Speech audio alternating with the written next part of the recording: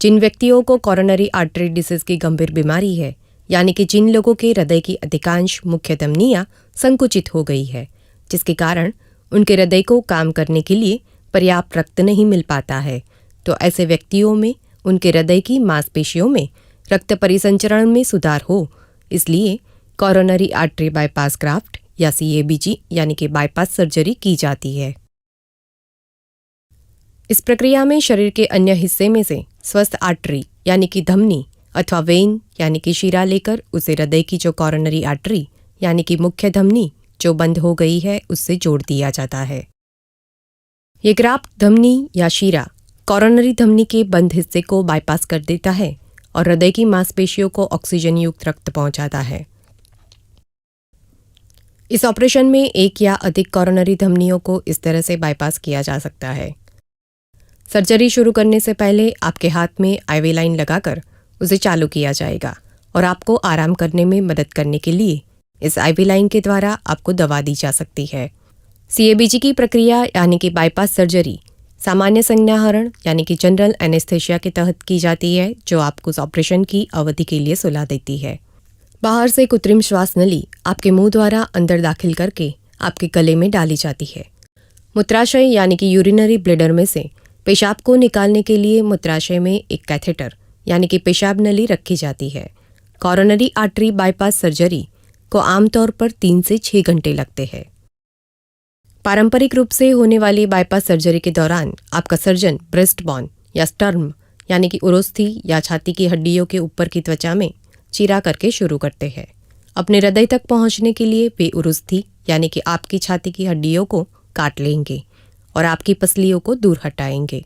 संपूर्ण प्रक्रिया के दौरान आपकी सर्कुलेटरी सिस्टम यानी कि संचार प्रणाली को कार्डियोपल्मोनरी बाईपास पंप या हार्ट लंग मशीन यानी कि हृदय का काम करने वाला कृत्रिम उपकरण के साथ जोड़ दिया जाएगा। सर्जरी के दौरान यह मशीन अस्थायी रूप से आपके हृदय और फेफड़ों के कार्यों को करता है, जिससे आपके सर्जन हृदय पर एक ग्राफ्ट लगा ले उतने समय के लिए हृदय का धड़कना रोका जा सके। आमतौर पर इन 2 रक्तवाहिकाओं में से एक का ग्राफ्ट के लिए इस्तेमाल किया जाता है। इंटरनल थोरेसिक आर्टरी यानी कि छाती में स्थित आंतरिक धमनी या पैर में स्थित सफिनस वेन यानी कि पैर में ऊपरी तौर पर दिखाई देती हो ऐसी बड़ी लंबी शिरा। इंटरनल थोरेसिक आर्टरी ग्राफ्ट के लिए आपका सर्जन इस धमनी के ऊपर के छोर को सबक्लेवियन आर्टरी से जुड़ा रहने देंगे और निचले छोर को छाती की दीवार से निकालकर आपकी कोरोनरी धमनी के बांध के हिस्से की ठीक ऊपर लगाएंगे और फिर उसे वहीं सीलेंगे। सफिनस वेन ग्राफ्ट के लिए आपके सर्जन इस शिरे के एक छोर को आओर्टा यानी कि महाधमनी यानी कि शरीर की सबसे बड़ी और प्रमुख धमनी के साथ सीलेंगे और दूसरे छोर को सिकुड़ी हुई धमनी के बंद हिस्से के ठीक ऊपर लगाएंगे और वही सीलेंगे। जब इन ग्राफ्ट्स को सुरक्षित तरीके से अपनी जगह पर लगा दिया जाए, तब आपके सर्जन आपके हृदय की धड़कन को बहाल करने के लिए विद्युत संकेतों यानी कि इलेक्ट्रिकल सिग्नल्स का उपयोग करेंगे और हृदय के साथ एक अस्थायी पेसमेकर यानी कि एक कृत्रिम मशीन जो दिल को धड़कने में आपकी सहायता करता है, इससे संलग्न करेंगे।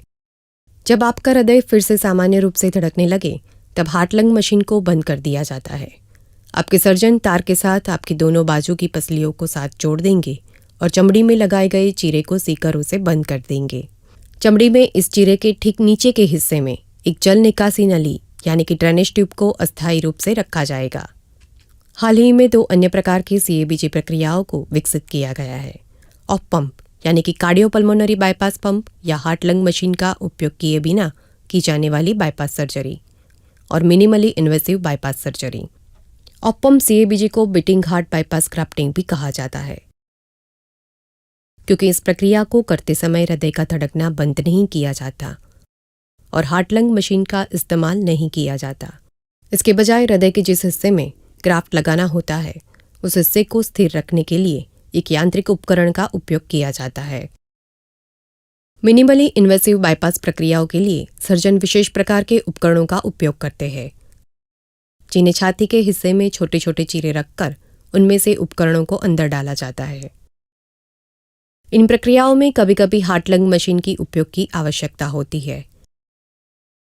ऑपरेशन के बाद आपको इंटेंसिव केयर यूनिट यानी कि ICU में रखा जाएगा और आपके हृदय के कार्य पर सावधानीपूर्वक निगरानी रखी जाएगी। यदि आवश्यक हो तो हृदय की धड़कनों को नियंत्रित करने के लिए पेसिंग तार यानी कि एक विशेष प्रकार का तार जो हृदय को धड़कने में मदद करता है, उसका अस्थायी अवधि के लिए उपयोग किया जाता है। छाती में से अतिरिक्त वायु, रक्त और गंदगी पूरी तरह से बाहर निकल जाए, इसलिए छाती में लगाई हुई ड्रेनेज ट्यूब को थोड़े समय के लिए वही रहने दिया जाता है।